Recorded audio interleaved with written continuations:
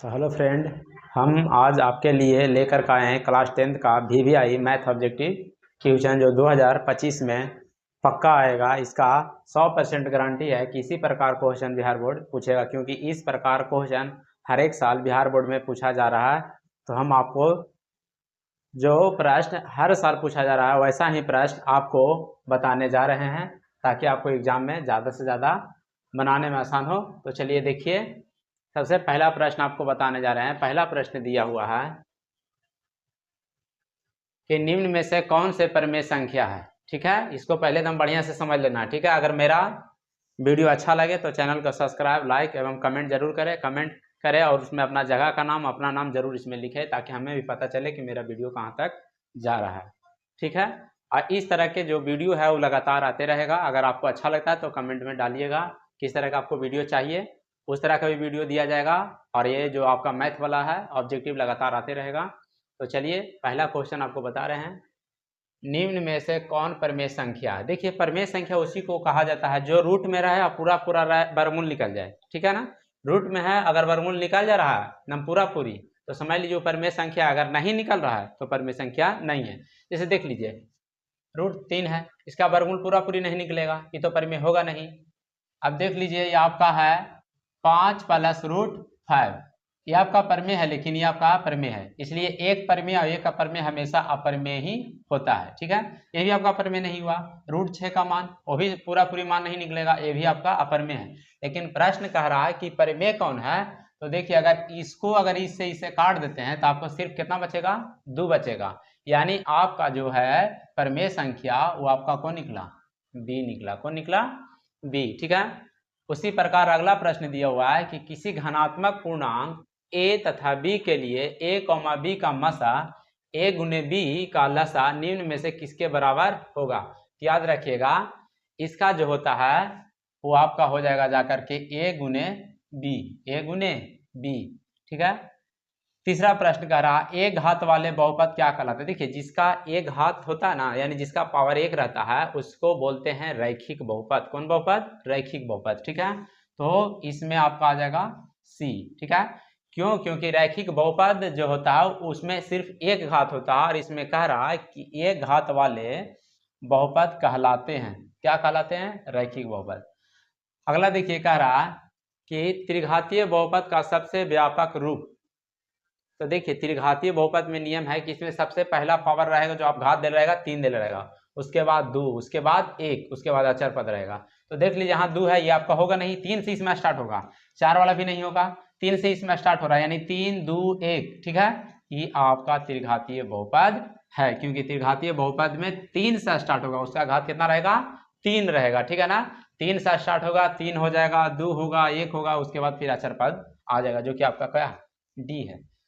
अगला देख लीजिए, अगला कह रहा है यदि साइन बराबर 3/4 है तो कॉस ए का मान होगा, निकाल देना है। तो देखिए, साइन बराबर आपको होता है P/H, P/H, यानी P का मान आपका कितना दिया हुआ है 3, और H का मान कितना दिया हुआ है 4 दिया हुआ है। तो 4 आपको दिया हुआ है, H का मान आपको B नहीं दिया है। B बराबर फार्मूला होता है H² - P²।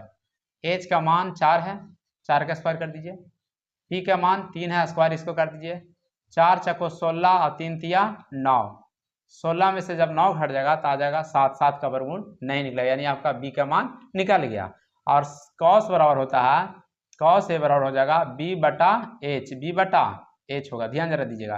बी का मान आपका कितना आया, √7, H का मान कितना आपका था 4, यानी √7/4, √7/4 आपका आंसर आ रहा है डी, यानी कॉस ए का मान जो निकला वो √7/4 आपका ऑप्शन डी में दिया हुआ है। ठीक है, उसी प्रकार अगला देखिए,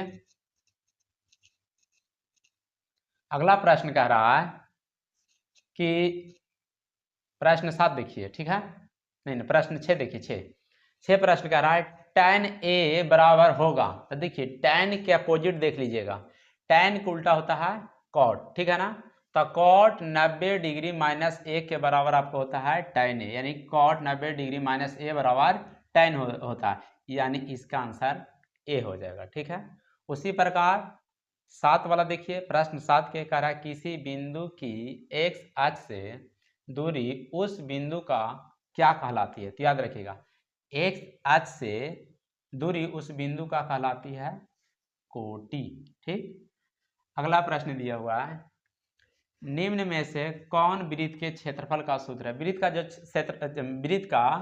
क्षेत्रफल का जो सूत्र होता है pi r square, pi r square. ध्यान जरा दीजिएगा, पाई आर स्क्वायर। तो देख लीजिए आपका कौन सा ऑप्शन में दिया हुआ है, पाई आर स्क्वायर, यानी ऑप्शन सी में दिया हुआ है। ठीक है, अगला देख लीजिए। अगला आपका प्रश्न कह रहा है, संचयी बारंबारता वक्र कहलाती है। ऑप्शन दिया हुआ है तोरण, आयत चित्र, दंडलेख, बारंबारता बहुभुज। तो इसमें आपका आएगा तोरण। अगला प्रश्न कह रहा है, यूक्लिड विभाजन लेगोद्रम दो घनात्मक पूर्णांकों के निम्न में किसे प्रकलित करने का तकनीक है? यानी हम लोग यूक्लिड विभाजन लेगोद्रम से क्या निकालते थे? तो हम लोग निकालते थे मासा। क्या निकालते थे? मासा।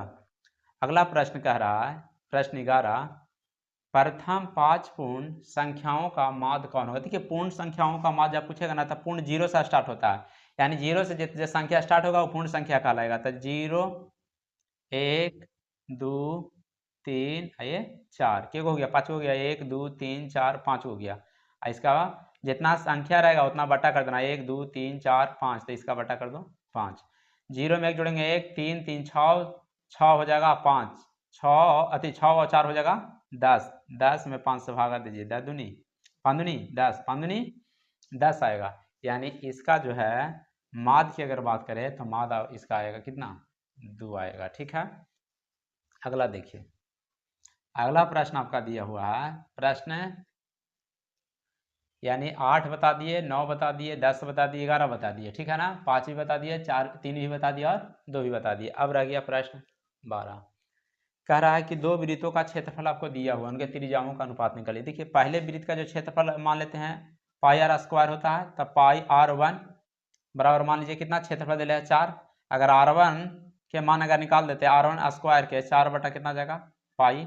उसी प्रकार अगला के निकाल देंगे, पाई आर स्क्वायर, इसका दूसरा त्रिज्या है, दूसरा वृत्त का क्षेत्रफल है, तो इसके लिए कितना दिया हुआ है? 1 दिया हुआ है। अब इसका निकाल देते हैं, R2 के स्क्वायर किया जाएगा 1 बटा पाई।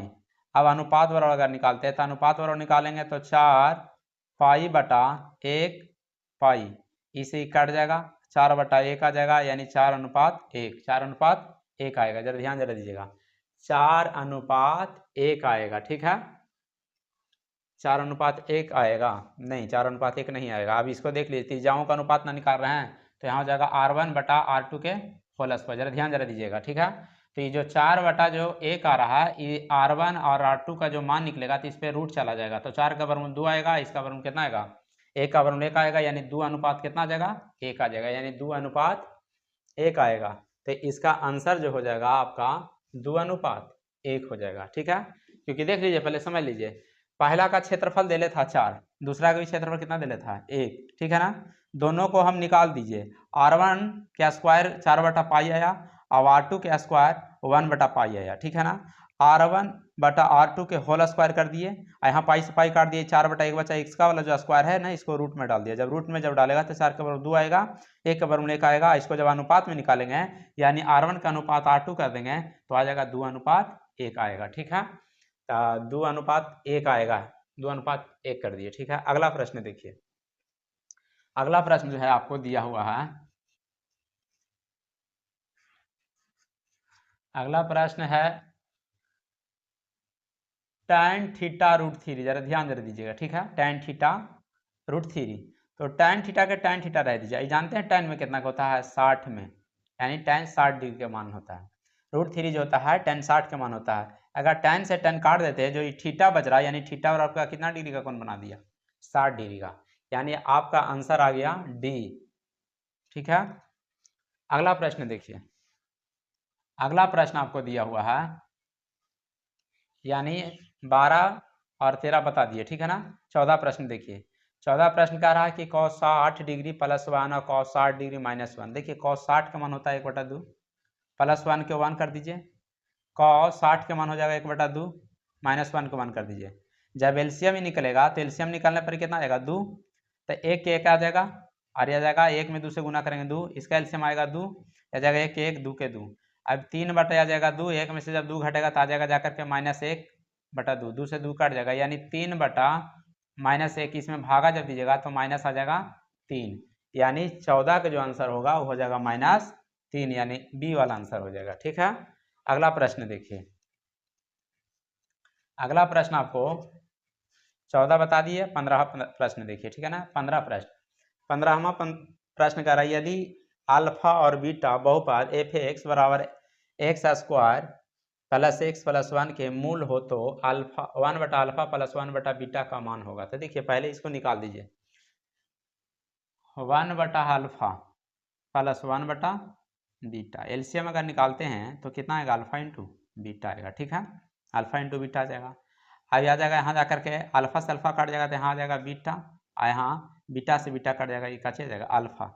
तो इसको अल्फा प्लस बीटा भी लिख सकते हैं, इसको अल्फा गुने कुछ लिख सकते हैं बीटा। ठीक है ना, इस तरह से भी लिख सकते हैं। ठीक है, अब देख लीजिए थोड़ा सा, अल्फा प्लस बीटा बराबर क्या होता है, शून्यकों का योगफल के नियम है, कहता है माइनस बी बटा ए होता है।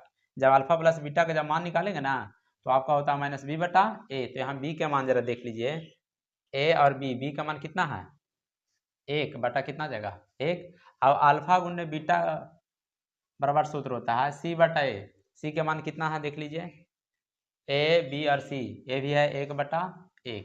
अब जरा ध्यान जरा दीजिए, अल्फा प्लस बीटा का मान कितना आया, 1 में 1 से अगर भागा देंगे तो क्या ना आएगा, इसमें भागा देंगे तो क्या आएगा 1 बटा 1, इसमें जब भागा दे देंगे तो कितना आएगा 1, यानी इसका जो मान आएगा जाकर के वो कितना आएगा जाकर के, नहीं थोड़ा सा मिस्टेक कर गया है,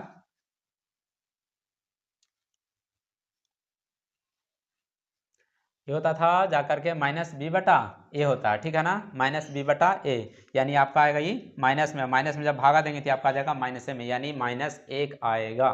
ठीक है, -1 देख लीजिए, -1 आएगा। क्यों, पहले देख लीजिए, आपको बता रहे हैं अल्फा प्लस बीटा बराबर होता था माइनस बी बटा ए, तो बी का मान आपका था 1, लेकिन माइनस डालना है ना, सूत्र के अनुसार माइनस यहाँ पर आएगा तो -1 आ गया, और माइनस जब 1 आया तो 1 से 1 में भागा देंगे तो -1 आ गया। अल्फा गुने बीटा सी बटा ए, सी का मान 1 है, ए का मान भी 1 है, 1 में 1 से भागा दिए 1 आ गया। अब यहाँ अल्फा प्लस बीटा का मान रखना था, तो अल्फा प्लस बीटा का मान यहाँ पर -1 निकाल दिए हैं। ठीक है, रख दिए, और अल्फा गुने बीटा का मान भी 1 निकाल दिया, -1 में 1 से जब भागा देंगे तो कितना आ जाएगा -1 आ जाएगा। ठीक है, अगला प्रश्न देखिए।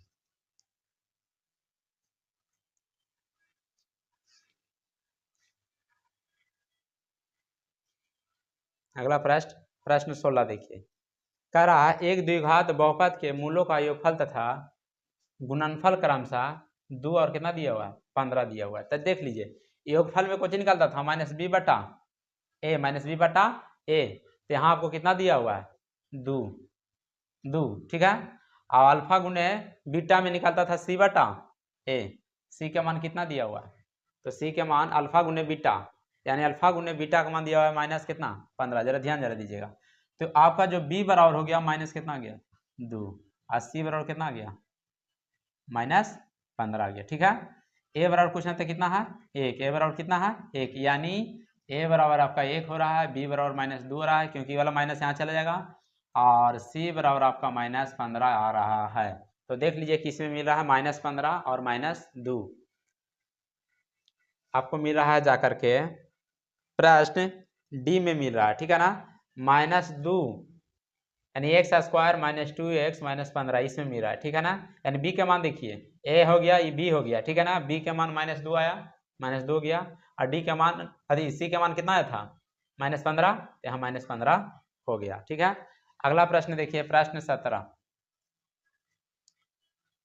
17 जो आपको कह रहा है कि अगर बिंदु Q से किसी वृत्त की स्पर्श रेखा की लंबाई 24 सेमी है और केंद्र से Q की दूरी 25 सेमी है, तो वृत्त की त्रिज्या निकालिए। देखिए इसमें ज़्यादा कुछ करना नहीं है, ज़्यादा वाला जो मान रहेगा उसको स्क्वायर कर देना, आगे कर दीजिएगा, यानी 25 का स्क्वायर कर दीजिएगा और 24 का स्क्वायर कर दीजिए। ठीक है ना, कम वाला मान पीछे कर दीजिए। इसको जब गुना कर देंगे तो 25 में गुना करेंगे तो शायद आपका 625 आएगा, यानी 25 में आप गुना कर दीजिए तो 625 आएगा। ठीक है,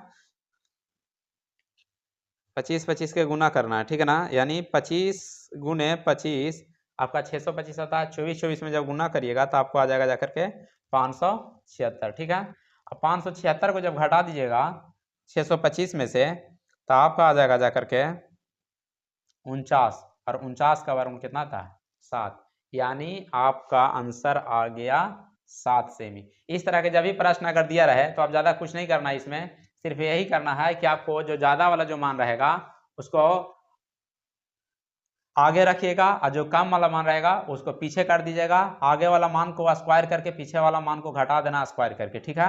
और जो बचेगा उसको फिर वर्गमूल निकाल दीजिएगा, यही आपका आंसर हो जाएगा। तो इस तरह से पूरा ये लगभग 17 प्रश्न कंप्लीट हो गया है, ठीक है। प्रश्न संख्या 18 कह रहा है कि बिंदु -4 और 3 की स्थिति